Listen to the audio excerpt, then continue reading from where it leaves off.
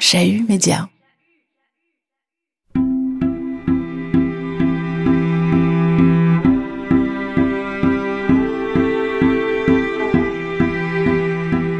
Le 13 mars 2025, on retourne voir Antoine Jacotet à Paris. Cette fois, nous le rencontrons pour parler d'un enregistrement dont il nous a révélé l'existence quelques semaines plus tôt.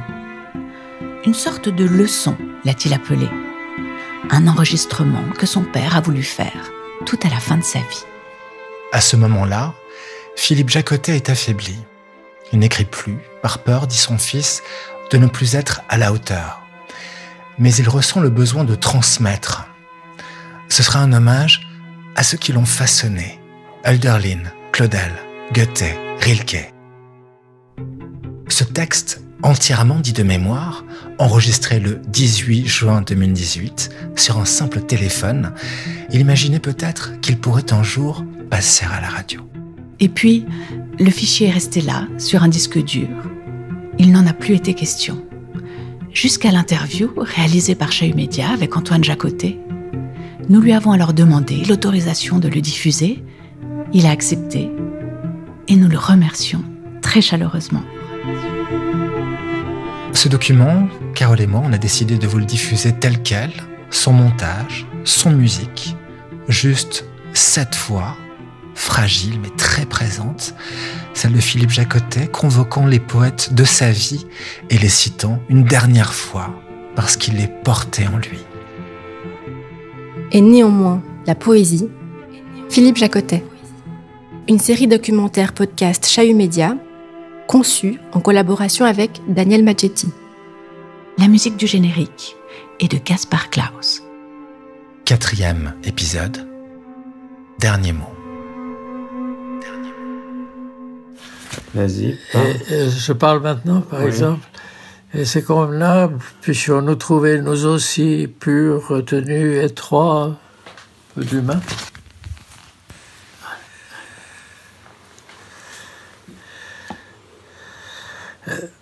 Nul ne s'étonnera, sachant l'admiration que j'ai depuis toujours, je peux dire depuis mon adolescence en tout cas, pour l'œuvre de Rilke, je fasse commencer mes propos, plus ou moins maladroits, plus ou moins peut-être bafouillants, par une citation des élégies du Duino de Rilke, que voici. Puissions-nous trouver nous aussi, purs, retenus, étroits, un peu d'humain, une bande à nous de bonne terre entre fleuve et pierraille.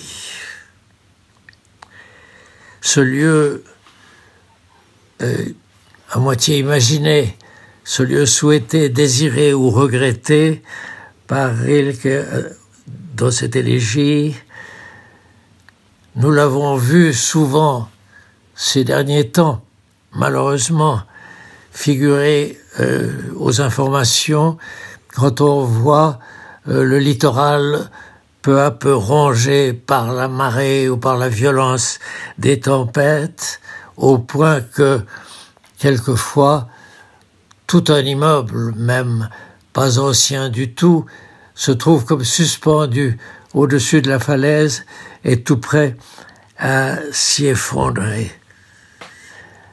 Or, en réalité, dans mon expérience personnelle, ce lieu, j'ai eu l'impression parfois de l'aborder, cette bande à nous de bonne terre, peut-être ce que Hölderlin aurait appelé le lieu où l'on peut habiter poétiquement la terre. J'ai eu l'impression de l'approcher en lisant des poèmes de toutes sortes, toute ma vie.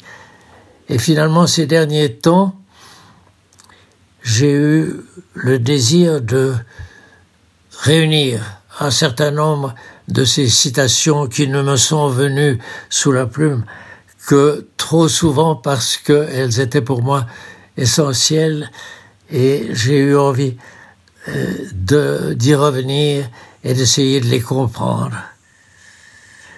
Et on ne sera pas non plus surpris, étant un vieil admirateur de Claudel, que la première citation soit empruntée à Tête d'or, c'est-à-dire ce drame génial, mais impossible en même temps, de la jeunesse de Claudel, où il donne la parole à un jeune homme dont on comprend un peu plus loin, je crois, qu'il est menacé par une mort assez proche. Voici ce passage qui m'est resté à l'esprit vraiment depuis si longtemps, très présent. Le froid matin violet glisse sur les plaines éloignées, teignant chaque ornière de sa magie, et dans les fermes muettes, les coqs crient « cocorico ». C'est l'heure où le voyageur blotti dans sa voiture se réveille, et regardant au dehors, tousse et soupire, et les âmes nouvellement nées le long des murs et des bois, poussant comme les petits oiseaux tout nus de faibles cris, refuient, guidés par les météores, vers les régions de l'obscurité. Et terminant son propos, il posa à Tête d'or cette question: quelle heure est-il? Il répond: la nuit est complètement finie. Et là, je tombe tout à coup sur un de ces textes si nombreux qui évoquent le voyage, le voyageur, et le thème du voyage et du voyageur, il appelle besoin de le dire, est un des thèmes centraux de la littérature, à partir notamment de l'Odyssée, et même du livre de Gilgamesh, par exemple. Et il n'y a pas besoin d'expliquer à quel point ce thème du voyageur est signifiant pour tout homme dans son expérience de tous les jours. Et dans ce cas particulier, le voyageur est fatigué, le voyageur est effrayé en quelque sorte, mais ce qui le conduit, ce qui le porte, ce qui lui fait supporter la fatigue de ce voyage, c'est évidemment, même si cela n'est pas dit, l'espérance et l'attente du lever du jour, lequel lever du jour est plus que banalement une image aussi, bien entendu, de la résurrection. Et ce moment saisi avec cette ampleur lyrique qui était propre à Claudel, je le retrouve débarrassé, je dirais peut-être, de l'éloquence parfois excessive du grand Claudel, tout simplement dans un petit haïku.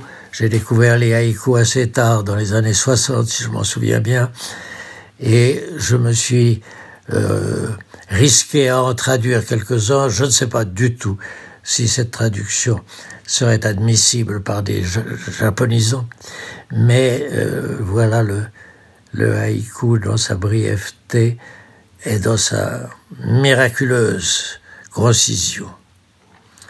Les voyageurs, demandant si la nuit est froide, avec des voix endormies. Et c'est un peu la même situation que l'on retrouve. On peut penser évidemment à des souvenirs d'enfance lorsqu'il fallait se lever très tôt dans l'espoir d'une excursion assez loin dans la montagne. Pour les Japonais, on peut très aisément imaginer aussi qu'il s'agissait d'un de leurs nombreux pèlerinages sur des sites qui leur étaient particulièrement chers et auxquels ils se rendaient pour se recueillir. mais plus probablement encore, et en tout cas dans mon idée c'est cela, qu'ils se mettent en route tard dans la nuit pour aller se recueillir sur le lieu où quelquefois la tombe où a vécu tel ou tel des poètes qui ont été leurs maîtres et qu'ils admiraient et vénéraient les uns les autres profondément. Et c'est la même chose, je veux dire, il y a une nuit à traverser, il y a la sensation du froid, il y a la fatigue qui vient d'un sommeil interrompu trop tôt, mais il y a sans le moindre doute aussi l'espérance du matin, l'espérance de la lumière et du lever du jour. J'aurais pu ajouter à ces deux emprunts un des plus beaux et des plus célèbres poèmes de Goethe, qui s'appelle Van das Nachtlied, le nocturne du voyageur, que j'ai essayé vainement. Il est intraduisible de manière satisfaisante, mais enfin j'ai essayé de le traduire. Je vais l'évoquer, mais disons que cette citation-là, par exemple, pourrait être mise entre parenthèses selon les besoins de la cause, que nous ignorons encore à moitié. C'est un moment d'une sérénité absolument suprême qui lui a été donnée lorsqu'il allait à Ilmenau en excursion, et il a même, semble-t-il, sauf erreur, tracé ces quelques vers, car ils sont peu nombreux, peut-être sur le bois du chalet où il se trouvait à ce moment-là pour se réfugier. Et il dit d'abord que au-dessus, il voit les montagnes en face de lui, et au-dessus des montagnes, il n'y a que ce qu'il appelle le Ruhe, c'est-à-dire le repos, ou d'une certaine manière la paix. Et puis, il y a la même tranquillité dans les feuilles des arbres, au sommet des arbres qu'il regarde. Il n'y a presque pas une feuille qui bouge. Dans les forêts, les oiseaux se taisent. Il y a donc une sorte de silence absolu. Et le poème qui s'adresse, au fond, à celui qui est parti en voyage et qui, là, bénéficie d'une sorte de halte quasi miraculeuse, l'auteur lui dit patience, warte nur en allemand, patience, bald, bientôt, et bald rime avec Wald, la forêt. Tout le poème est d'une perfection formelle absolument extraordinaire. Donc il lui dit patience, bientôt, bald ruhest du auch, c'est-à-dire tu te reposeras, et c'est là qu'on n'arrive pas à traduire ça en français, tu te reposeras toi aussi, autrement dit tu connaîtras et tu jouiras du repos qui est réservé tout simplement peut-être au sommeil et à la halte du voyageur, mais aussi bien entendu par-dessous ce sens, il y a évidemment la pensée de la paix suprême, mais dans une grande sérénité, il y a la pensée de la mort qui viendra lui apporter la tranquillité. Voilà les textes qui me sont venus à l'esprit, et très souvent au cours de ma vie de lecteur et d'écrivain, qui me sont venus à l'esprit et que j'ai voulu réunir ici. Et là, bon, si c'était un texte écrit, je glisserais une page blanche pour le repos du lecteur. Si c'était un texte oral, ça serait un petit silence pour passer à un autre thème, qui est également un de ces thèmes tout à fait centraux pour toute poésie. C'est le thème de la cloche, très fréquent en particulier dans la poésie japonaise, où les cloches des temples sont souvent présentes, et le thème de la neige, qui lui est, on pourrait dire peut-être trop souvent, utilisé par les poètes parce qu'il est surabondant dans toute œuvre depuis toujours. Et là, j'en viens à retrouver un texte de Hölderlin ayant été, sans le moindre doute, l'une des rencontres les plus importantes, les plus décisives de ma vie de lecteur de poète et de traducteur à l'occasion. Et dans un texte que je lui consacre, je crois, dans Paysage avec figures absentes, je cite un fragment d'un hymne à Colomb. Et Colomb, c'est dire suffisamment que l'on retrouve ici le thème du voyage. Et d'ailleurs, Hölderlin s'est distingué en particulier par le nombre de poèmes et de grands poèmes et d'admirables poèmes qu'il a consacrés au fleuve, autre espèce de voyageur. Mais à un moment donné de sa vie, cet être extrêmement fragile, extrêmement d'ailleurs peu soutenu dans son existence d'écrivain, parce que tant Goethe que Schiller, qui étaient ses contemporains, ses aînés, l'ont négligé ou mal compris ou insuffisamment compris, de sorte que les épreuves de sa vie personnelle, intime, et en particulier de la passion qu'il a vouée à celle qu'il a appelée Diotima, ont fini par troubler ses esprits. Et il est certain qu'à un moment donné, au début du XIXe siècle, après avoir écrit toutes sortes de poèmes en pleine conscience, il lui est arrivé de s'égarer, de ne plus pouvoir terminer les poèmes, et Colomb est justement un de ces très très beaux poèmes inachevés, et où l'on retrouve parfois, comme en marge, des ajouts qui sont quelquefois difficiles à déchiffrer, ce qui, soit dit entre parenthèses, fait le bonheur des universitaires qui peuvent ainsi se pencher sur ces énigmes et essayer, chacun à son tour, de les résoudre. Et le fragment que je cite en note est celui-ci, extrait donc d'un hymne à Colomb, on ne sait pas trop pourquoi, car pour peu de choses étaient désaccordées comme par la neige la cloche dont on sonne pour les repas du soir. Il y a la neige et il y a l'appel de la cloche qui ici est tout simplement une cloche qui n'est pas nécessairement liée à une église, liée à une religion dans ce texte-là, dans d'autres. C'est au contraire le cas, mais même s'il est difficile de saisir le rapport de ces vers à l'hymne lui-même, l'image fait penser à un haïku, et j'ajoute dans ma note, et quelques-uns me comprendront si je dis trouver dans ce peu de mots l'ouverture infinie, mot souligné en italique, qui me fait vivre, ce qui n'est pas peu dire, avouons-le.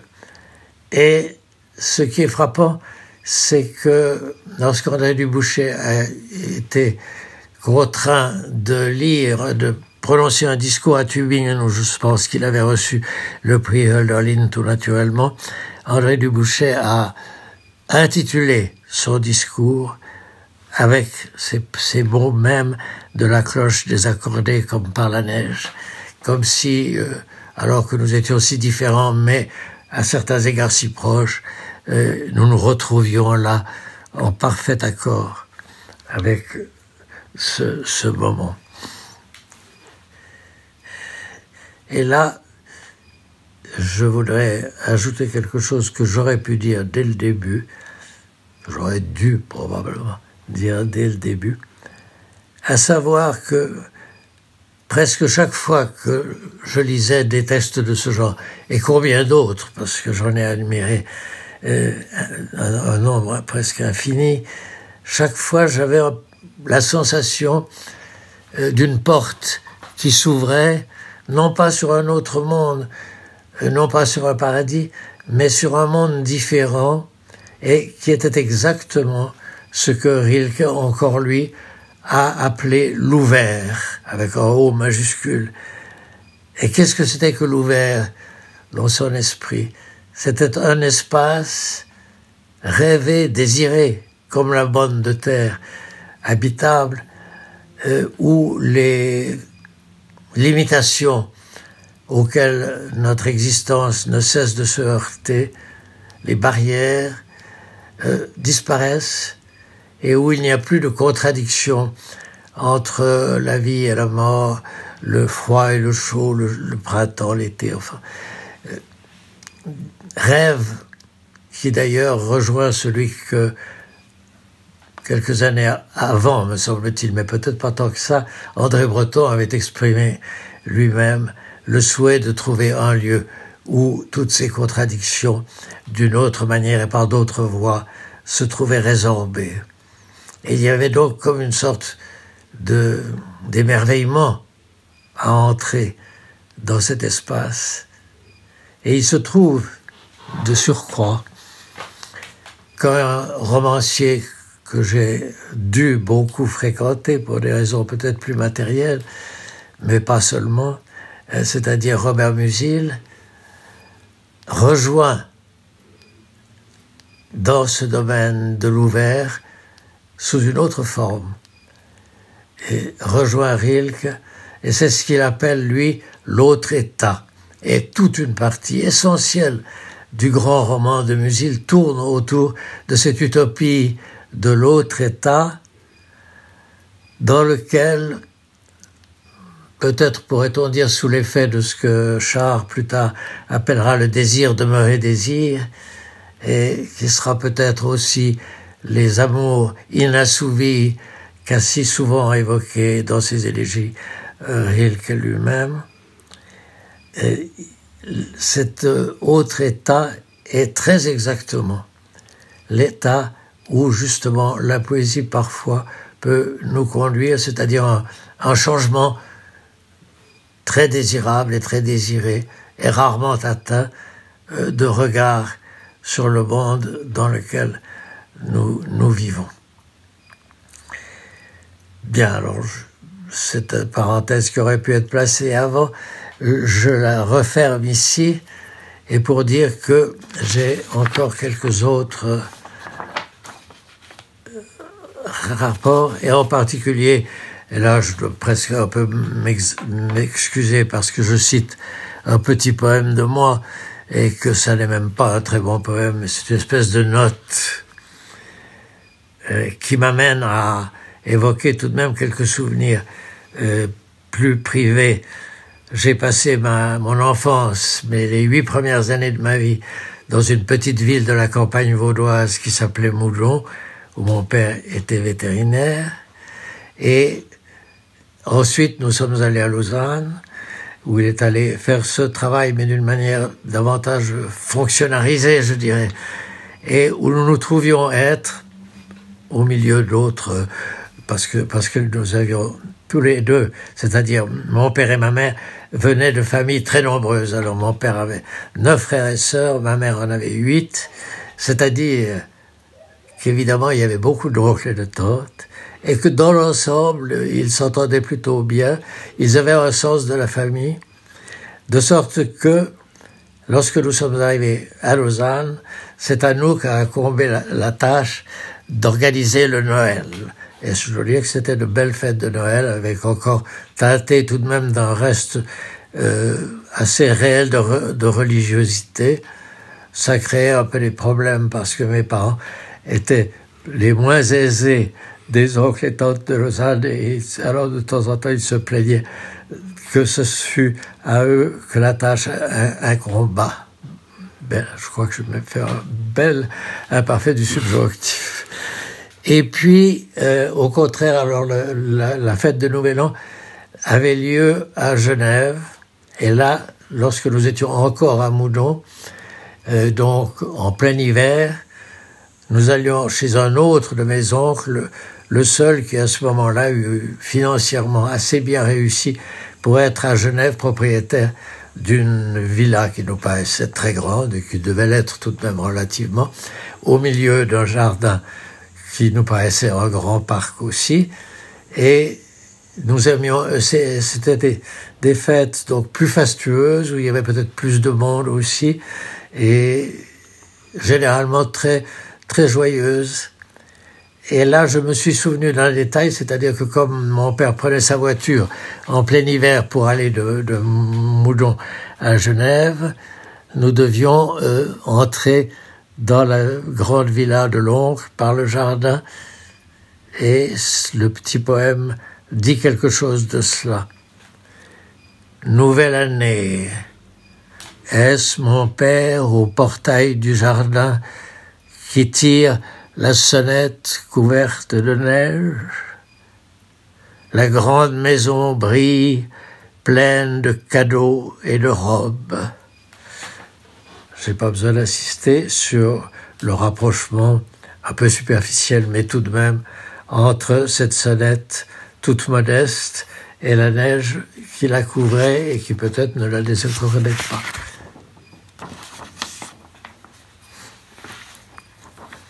Et pour ajouter encore quelques mots sur le thème de la neige, j'en viendrai à une citation que j'ai faite, alors je ne sais combien de fois dans mes livres, sûrement trop souvent, et qui est empruntée à Leopardi, traduit avec les dons qu'il a toujours eus de traducteur Michel Orcel. C'est un poème qu'il a appelé les Remembrances, je crois. Et là, je dois aussi évoquer un souvenir privé. Nous avons eu, Anne-Marie et moi, la chance de nous rendre à Recanati, peut-être en rapport avec l'organisation des fêtes du prix Pétrarque où nous étions conviés. Et nous en avons profité pour aller dans les marches et nous avons découvert Recanati. Et la première surprise que nous avons eue, ne connaissant Recanati que par le journal et les textes de Leopardi, c'est que c'était une ville tout aussi charmante, tout aussi belle, tout aussi bien située géographiquement que la plupart des autres villes d'Italie que nous avions le plaisir de découvrir, d'admirer. Alors que, si l'on en croyait ce que le malheureux Leopardi raconte, ça a été pour lui une petite ville dont on ne pouvait guère sortir qu'en demandant des papiers tout à fait spéciaux à la gendarmerie, et quand il a essayé lui-même dominé qu'il était par la prestance et l'autorité de son père Monaldo, quand il a dû en partir, ça a été toute une affaire à résoudre. Donc il était comme un prisonnier, comme un jeune homme, et là il rejoindrait la figure de Hölderlin, car il était lui-même frêle, lui-même aussi considéré plutôt comme un savant philologue que comme un grand poète. Et il a donc eu une vie extrêmement solitaire, on peut dire sans doute plus malheureuse que ne l'a été celle de Hölderlin, et qui lui a inspiré un certain nombre d'admirables poèmes. Et là, il évoque le palais que nous avons donc visité, tout étonné que ce palais fût aussi, disons, somptueux, vraiment, puisqu'on peut aujourd'hui encore le visiter. Et le passage des remembrances est le suivant. Là, ce balcon tourné vers les extrêmes rayons du jour, et ces murs peints, ces troupeaux figurés, le soleil qui se lève sur des plaines désertes, étaient 1000 délices, autant de rêves, alors qu'à mes côtés, sans cesse, allait, parlante, où que je sois, ma puissance d'erreur. Dans ces salles antiques, à la lueur des neiges. Et puis la suite. Et c'est naturellement ces quelques mots qui m'ont arrêté si souvent, parce que je voyais à la fois ce qui est si émerveillant dans la neige, c'est-à-dire qu'elle est claire, qu'elle est comme une lampe lointaine et froide, et que là, elle venait éclairer précisément ces salles où on pouvait tout à fait imaginer que étaient suspendues des peintures ou étaient peintes des fresques qui représentaient, par exemple, des scènes mythologiques d'une grande opulence et qui pouvaient faire rêver d'autant plus Leopardi qu'il était réduit, étant d'ailleurs, on l'appelait le bossu des Leopardi. Il était bossu à force de s'être courbé sur les livres, parce qu'il a vécu dans les bibliothèques paternelles, où il s'est forgé une science philologique extraordinaire, mais qui ne doit pas faire oublier l'extrême beauté de sa poésie, qui a, elle aussi, été redécouverte trop souvent plus tard. Voilà ce que j'avais envie de dire sur le thème de la neige et de la lumière. Alors là, je mets peut-être 2 pages blanches pour qu'on reprenne son souffle, et moi aussi. Et ma voix qui est en train... Ouais, je crois qu'elle ne défaillit pas trop. Et là, je vais rejoindre, et cela me fait plaisir, si c'est possible dans le cours de cette lecture dont on ne sait pas ce qu'elle deviendra finalement, je vais rejoindre avec émotion quelqu'un qui a tellement compté pour moi dans mon adolescence et qui était Gustave Roux. Et que je lisais, ne l'oublions pas, en pleine guerre. Et même si la Suisse était neutre, la guerre pesait tout de même au moins sur nos esprits, comme une angoisse.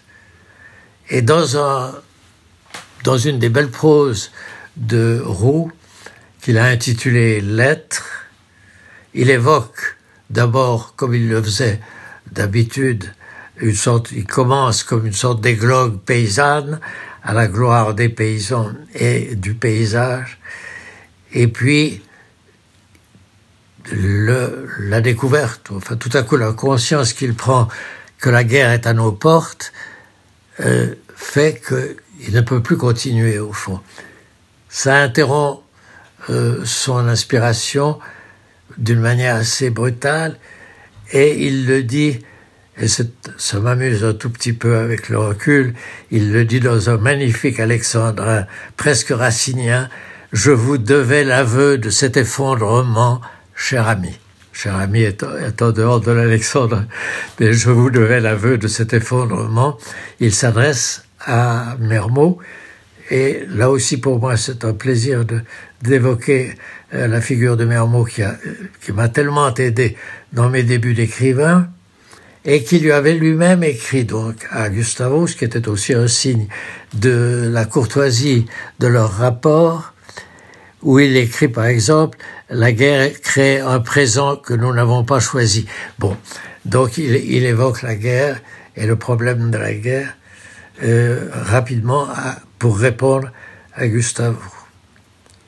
Ce qu'il faut ajouter, entre parenthèses, même si c'est un tout petit peu, c'est pas subversif, c'est trop dit, c'est que cet effondrement, dans le cas de Gustave Roux, n'a pas beaucoup duré, et qu'il a continué à écrire tout ce qu'il avait à écrire, et qui comptait tellement pour lui, parce que, au fond, l'expérience qui était la sienne n'avait que vraiment peu de choses à faire avec la catastrophe de la guerre, et c'est comme s'il l'avait donc, disons, assez vite oublié, au moins dans ce qu'il a écrit plus tard. Et ça n'a pas été, c'est là que les choses, pourrait-on dire, commencent à se gâter un peu pour moi. L'effondrement a été plus grave dans mon cas. J'avais pourtant, d'abord, enfin à un moment donné de notre vie à Grignan, nous avions des amis plus jeunes que nous, qui nous invitaient volontiers chez eux, et je ne sais pas trop comment ni pourquoi, cet après-midi-là, ils m'ont fait entendre, sans doute, peu importe si c'est pas exact, une lecture que j'avais faite moi, ou que quelqu'un d'autre, un acteur peut-être, avait faite à la radio, d'un de mes textes.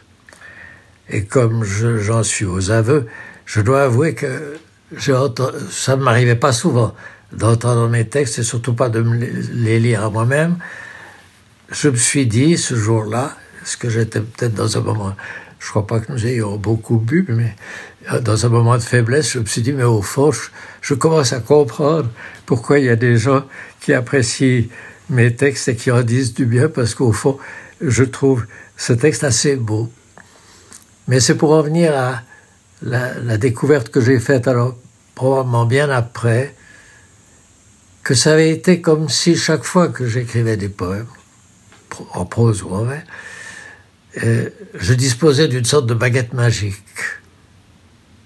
Et que c'était ce fait-là, cet instrument-là qui m'avait été généreusement prêté, qui expliquait la qualité de ce que j'avais pu écrire.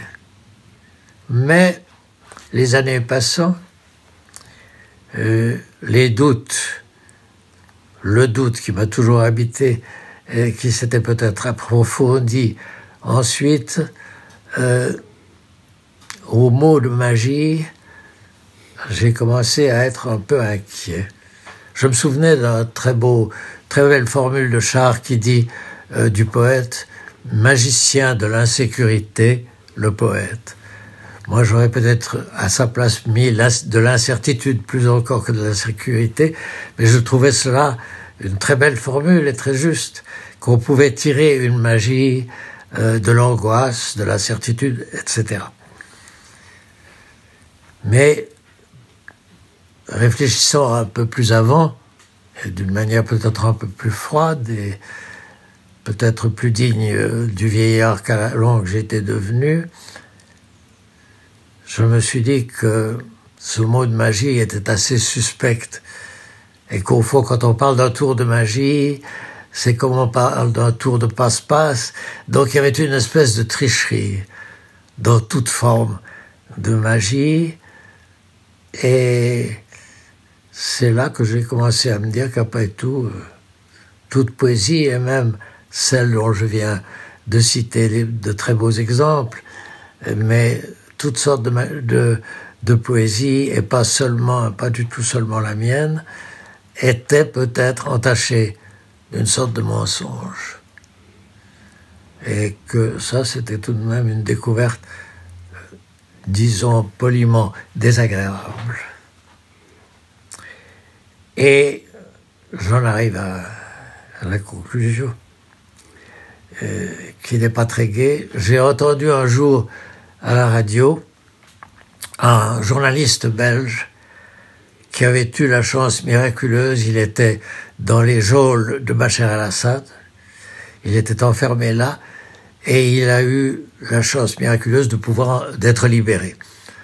Et il a donc pu raconter son expérience, et c'est ce récit, enfin ce bref fragment de récit qui m'a hanté, je puis dire, depuis lors, parce qu'il expliquait que entre la porte qui s'était miraculeusement ouverte de sa prison, de sa geôle, disons, de son cachot, et la porte qui lui a été définitivement ouverte au prix de Dieu sait quelle signature de documents, bien sûr, mais qui confirmait la réalité de sa libération.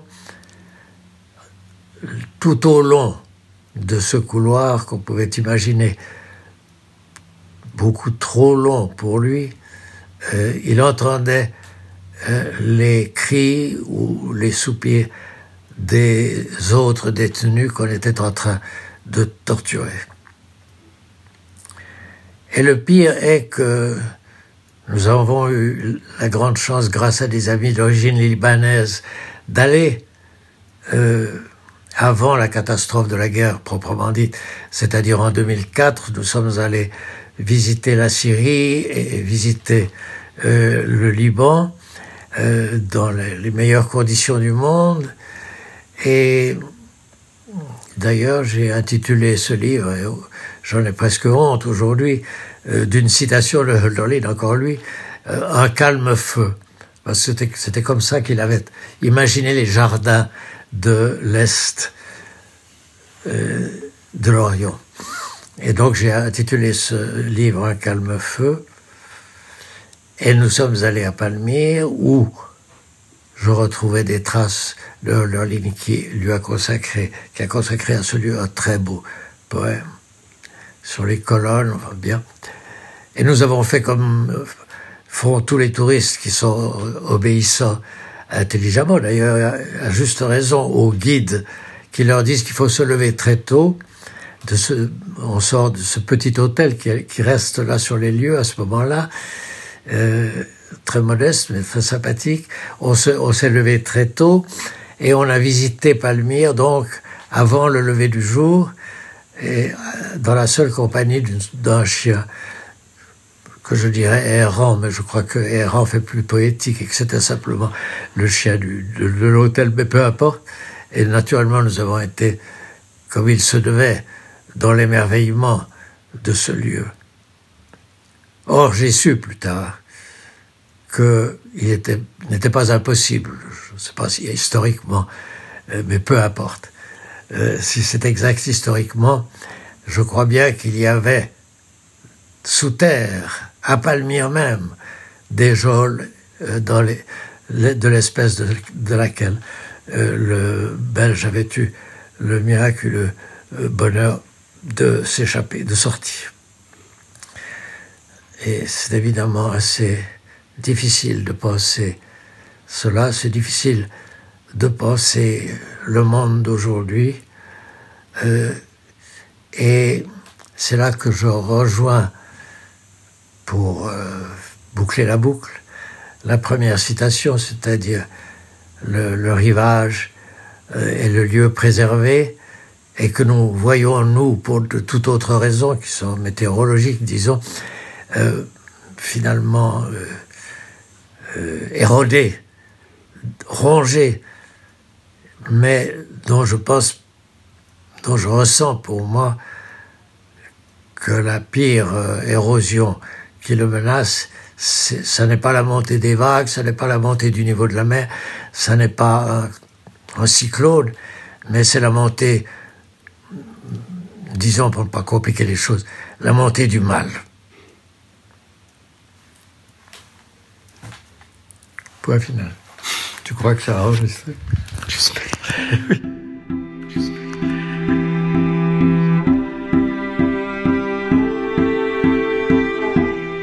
C'était l'ultime témoignage enregistré par Philippe Jacotet et l'étape finale de cette série documentaire podcast.